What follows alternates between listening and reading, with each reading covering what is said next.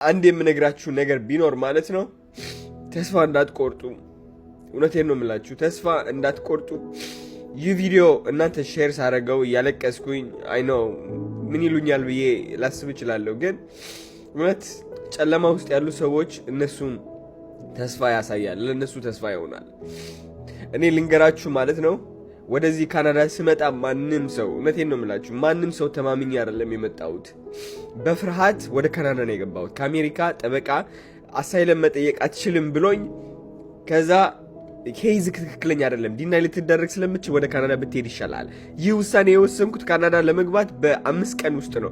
ያው ማአት ሰዎች እያስፈራሩኝ ካናዳ እንዳትሄድ፣ ካናዳ ጥሩ አይደለም፣ ካናዳ እንደዚህ ነው እየተባልኩኝ ማለት ነው። ከዛ ከአሜሪካ ግን ማለት ነው እውነቴን ነው የምላችሁ ሰዎች ሳልሰማ ማን እንደሰማውኝ አላውቅም። የሆነ ልቤ ማለት ነው እግዚአብሔር ነው አሮ ነው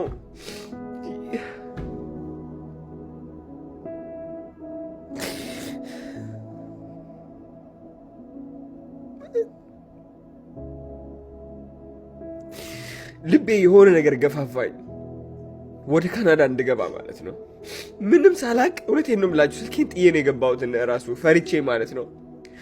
ማንንም ሰው ሳላቅ ጠበቃ ብቻ ያበሻ ጠበቃ አግኝቼ እሱ ተስፋ አድርጌ ነው የገባሁት። ከዛ ማለት ነው ወደ ካናዳ ስገባ እንዳለ ሸልተር ውስጥ ነው የኖርኩት። ብዙ ኢትዮጵያውያን የሚኖሩበት ቦታ ነው። እንግዲህ ወደ ካናዳ ሲመጡ ወደ ኪውቤክ ገባሁኝ። ኪውቤክ ስገባ ያላሰብኩት ህይወት ነው። ከ6-7 ሰዎች አብረክ ነው የምታድረው እንደ ዩኒቨርሲቲ ዶርም ውስጥ። እኔ እንግዲህ ይህ ህይወት አላውቀውም። ስልኬ የለኝም። ብሬን ደግሞ መልስ እንዳይሉኝ፣ ይሄ ብር ከየት ያመጣኸው እንዳይሉኝ ማለት ነው። እንዳለ ከአሜሪካ ወደ ኪውቤክ ሊያሻግሩኝ ወደ ኪውቤክ የወሰዱኝ ወደ የካናዳ ቦርደር እነሱን እንዳለ ብሬ ሰጥቻቸዋለሁ። ቲፕ ሰጠዋቸው 300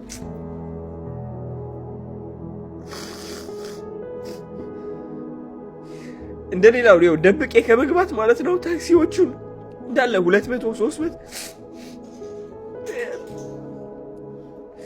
የዛኔ እንኳን እውነቴን ነው የምላችሁ በራሴ የምኮራው የዛኔ እንኳን እዛ ሲቹዌሽን ላይ ሆኜ የማላውቀው ሀገር ያለምንም ብር ማለት ነው ብሬ እንዳለ ላይክ ለታክሲዎቹ በቃ ደስ እንዲላቸው ምን ይሰጠዋቸው ምን ያደርግልኛል ደብቄ ከመግባት ልስጣቸው። አይ ነው ጅልነት ነው ግን ላይክ አይ ዶንት ኖ ማን እንደዚህ አድርጎ እንደፈጠረኝ አይ ዶንት ኖ። ከዛ ካናዳ ገባሁኝ። ለ2 ቀን ሞንትሪያል አደርኩኝ ሸልተር ውስጥ ማለት ነው። ከዛ ወደ ቶሮንቶ ልሄድ ፈልጌ እዛ ሞንትሪያል ያሉ ሰዎች እንዳለ ወደ ቶሮንቶ እንዳትሄድ፣ ሰው ማታውቅ ከሆነ እዛው ትጠፋለቅ፣ ሆምለስ ሆነክ ነው የምትቀረው ተባልኩኝ። ምክንያቱም የዛኔ ዓመት በዓል ነበረ። ሸልተሮቹ ቶሎ ስለሚዘጉ በረንዳ ላይ ነው የምታድረው አሉኝ። ከዛ ደግሞ ምን ልቤ ውስጥ እንዳደረ አላውቅም። አሮ ነው እሄዳለሁኝ።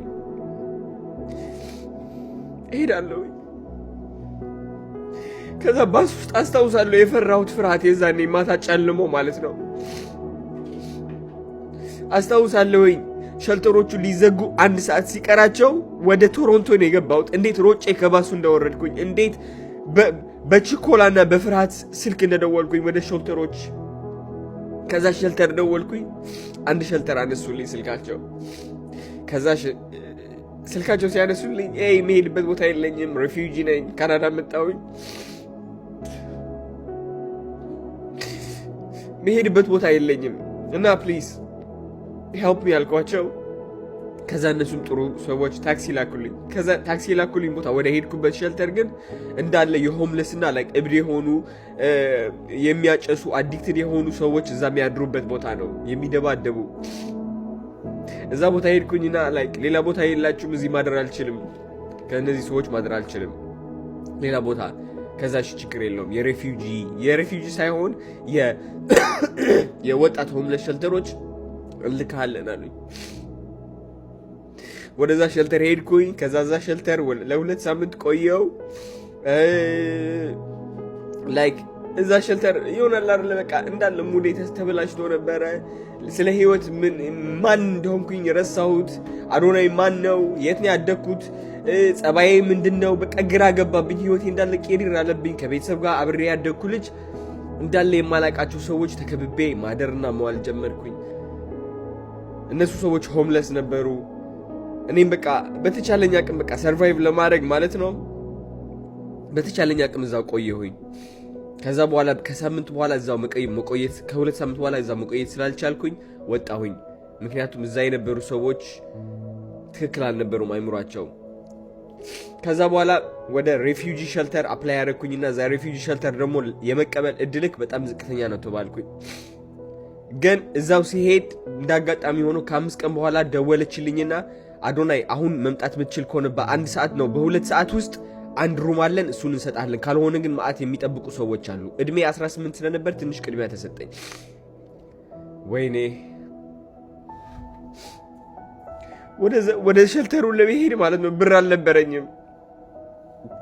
በባስ እንዳልሄድ ደግሞ ማለት ነው በጣም ሌት ሆናለሁኝ፣ እዘገያለሁ። ስለዚህ ጨነቀኝ። የዛኔ ማለት ነው የማውቀው ጠበቃዬ ነበር። እሱን ደወልኩለትና ሄይ ላይክ እባክህ የኡበር ክፈልልኝ አልኩት። የኡበር ክፈልልኝ እባክህ አልኩት። እሱም ጥሩ ሰው ነው፣ ሲሳይ ይባላል። ባይ ወይ ቶሮንቶ ከሆናችሁ ጠበቃ ነው እሱ። ለኡበር ከፈለልኝ። ከዛ ወደ ሸልተሩ እየተሯሯጥኩኝ ሄድኩኝ። ከዛ ወደ ሸልተሩ ስገባ እድል አገኘሁኝ። ተመልሼ እንደገና ሻንጣዎችን ሁሉ ነገር ይዤ ጠቅልለህና ነው የተባልኩት። እንዳለ ከነ ቦርሳዬን ጠቅልዬ ነው የወጣሁት በቃ በአጠቃላይ። ከዛ ወደዛ አዲስ ሸልተር ገባሁ። ወደዛ አዲስ ሸልተር ስገባ ደግሞ ከ3 ሰዎች ጋር ነበርኩኝ ማድረው እዛው ማለት ነው። ለአንድ ዓመት ከምናምን ከ3 ሰዎች ጋር ቆየሁኝ እዛ። ከዛ እንደገና ወይኔ ያላረኩት ነገር የለም። ኡበር ለመስራት 3 ጊዜ ባይክ ገዝቼ 3 ጊዜ ባይክ የተሰረቀ 3 ጊዜ ባይክ የተሰረቀ። ከዛ በኋላ የመጨረሻ ጊዜ ባይክ ከተሰረቀ በኋላ ማለት ነው ከመሰረቁ በፊት ሸልተሮቹን ጠየቅኳቸው። ውጣ እያሉኝ ነበር ከዛ ሸልተር። ብር አልነበረኝም። 600 የመጨረሻ የነበረች ሳይክል ነው የገዛሁት ኡበር ለመስራት ብዬ ማለት ነው። ከዛ ሸልተሮቹ ምን አልኳቸው? ሄይ ላይክ ብር የለኝም አሁን ውጣ እያላችሁኝ ነው። ብር የለኝም፣ የቤት ኪራይ ማግኘት አልቻልኩም እና ፕሊዝ ትንሽ ትዕግስት አድርጉልኝ። በጣም ቆይተሃል፣ መውጣት አለብህ፣ በጣም ብዙ ሰዎች እየጠበቁ ነው አሉ። ከዛ በኋላ ፕሊዝ በቃ እየለመንኳቸው ነው፣ እባካችሁ ቤት ስጡኝ። ላይ የሆነ የወጣት ቤቶች ነበሯቸው የ18 እስከ 20 ምናምን የሆኑ ማለት ነው፣ ወይም ቤተሰብ ያላቸው እና እዛ ለምን አትሰጡኝ አልኳቸው። እዛ ሙሉ ነው አሉኝ። ከዛ በኋላ ሲያስገድዱኝ ውጣ እያሉ የመጨረሻ ተስፋ የምን ነበረች? ኡበር ነበረች፣ ባይኳ ማለት ነው። በቃ ለፍቼ እሷን ሆስቴል እንደውም ከፍዬም ላድርግ እችላለሁ አልኩኝ። ከዛ ባይኳን መስራት ጀመርኩኝ። በመጀመሪያው ምሽት ተሰርቃ አደረች ማለት ነው።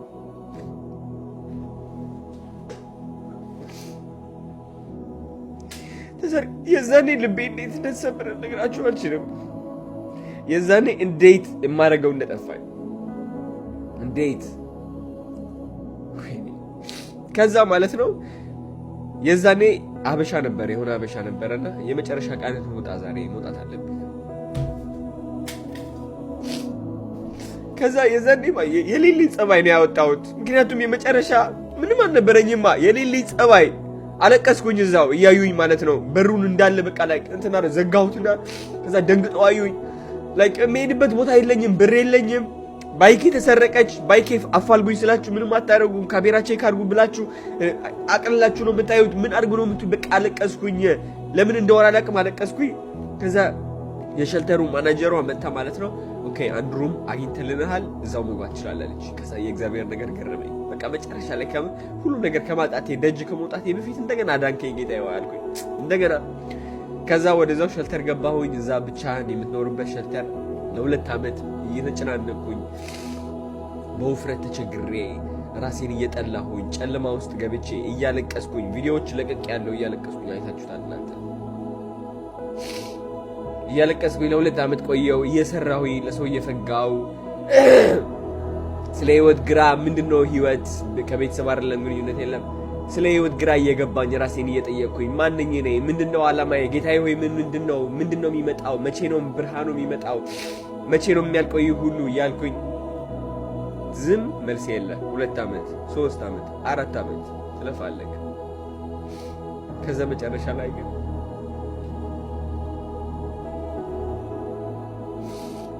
ሳታውቀው እግዚአብሔር ይደርስልሃል። ይደርስልሃል ሳታውቀው። ታሸንፋለህ ሳታውቀው። በዛ ሁሉ ልፋት ትቆይና ማለት ነው ያ ሁሉ ነገር እንትን ያደርግና ግን ልብ ካልጽተህ ሰዎችን እያከበርክ ሰዎችን ፍቅር እየሰጠህ ለሰዎች እየዋህየው በዛ ሁሉ ችግር እያለፍኩ ነው። በዛ ሁሉ መከራ እያለፍ ግን አንተ ባህሪክ ምንድነው? ሰላም፣ መሳቅ በቃ ላይክ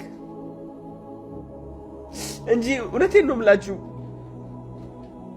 ድሮ እኔ ላይክ እንትን አድርጌ ነበረ ላይክ በጎዱኝ ሰዎች ወይም ደግሞ በተጫወቱብኝ በይወህና በተጫወቱብኝ እንደ ህፃን ልጅ ባዩኝ ሰዎች እንደዛው አክት ባረግ ኖሮ እውነቴን ነው የምላችሁ የማይሆን እስር ቤት ገብቼ ነበረ ሰው እየደበደብኩኝ። ከዛ ግን ይህ ሁሉ ትዕግስት አድርገህ ስትጠብቅ ለካስ እግዚአብሔር ይቆጥርልሃል። ከዛ አንድ ቀን ትመጣለች፣ ትባረካለህ። የምትሰራው ስራ ህልምክ ይሆናል፣ ደስታክ ያመጣልሃል። ገቢ ሁሉ ያስደነግጣል። የምታግዛቸው ሰዎች ህይወታቸው ሲቀይሩ ስታይ ባንተ ድጋፍ ደስታ ያመጣልሃል። ከዚህ በላይ ምን አለ ጌታዬ ሆይ? ሁሉም በየቦታው ሲይዝ ሰውነቴ ከነበርኩበት አሁን ወዳለሁበት ምን ያህል ጥንካሬ እንደጠየቀብኝ የዛኔ እየተቸገርኩኝ ነበር። ግን አሁን ሆኜ እያንዳንዷን ችግር፣ እያንዳንዷን ስቃይ፣ እያንዳንዷን የተከዳሁባት ያለፍኩባት ችግር ጨለማ፣ እያንዳንዷን ጨለማ የመሬት ዝቅተኛ አፈር የላስኩባት ቀን አሁን እሷን ነው ማመሰግነው። እነዛ ኖርማል ቀናቶች ከስራ ሰርቼ የተመለስኩባቸው ቀናቶችማ አላስታውሳቸውም። እቺ የተሰቃየሁባት ቀን ያለቀስኩባት ቀን ግን ለአሁን ፍቅር ሆናኛለች፣ ለአሁን ምስጋና ሆናኛለች፣ ለአሁን እግዚአብሔር እንዳስታውሰው ህይወቴ ላይ እንደሰራልኝ እንዳልረሳኝ ሁሌ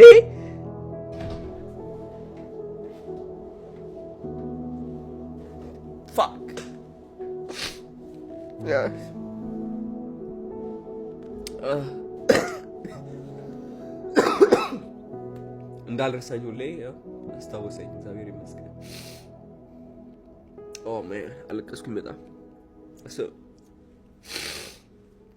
ስለዚህ ወንዶች ሆናችሁ ሴቶች ሆናችሁ ጨለማ ላይ ካላችሁ አሁን ምንም ያህል ጨለማ ብትሆኑ በሰው ተከድታችሁ እድል አምልጧችሁ ለሰው መስራት መፍጋት ሰልችቷችሁ ህይወታችሁ እንዳለ የማያልቅ የማያልፍ ከመሰላችሁ ማለት ነው። እውነቴን ነው የምላችሁ አላፊ ነው። ሁሉም አላፊ ነው። እግዚአብሔር እያያችሁ ነው፣ ከጀርባችሁ ነው ሳይታወቃችሁ እናንተ ህይወት እየጻፈላችሁ ነው። እግዚአብሔር አመስግኑ ብቻ፣ ሰው አትግዱ። እናንተ እውነቴን ነው የምላችሁ ይቅርባይነት ይቅር በሉ። በዚህ እየተጠፋችሁ በዚህ ፍቅር ስጡ። አንድ ቀን ዛኔ ትባረካላችሁ። ስትባረኩ ደግሞ ማለት ነው የሚያስለቅሳችሁ ባርኮት ነው። ስትባረኩ ደግሞ ማለት ነው ዝም ብላችሁ ለአንድ ቀን ተደስታችሁ የምትተውት አይደለም፣ እግዚአብሔራችሁን የምታመሰግኑበት ነው። እግዚአብሔራችሁን የምታመሰግኑበት ነው ስትባረኩ። እግዚአብሔር ይመስገን ጌታዬ ሆይ ቴንክ ዩ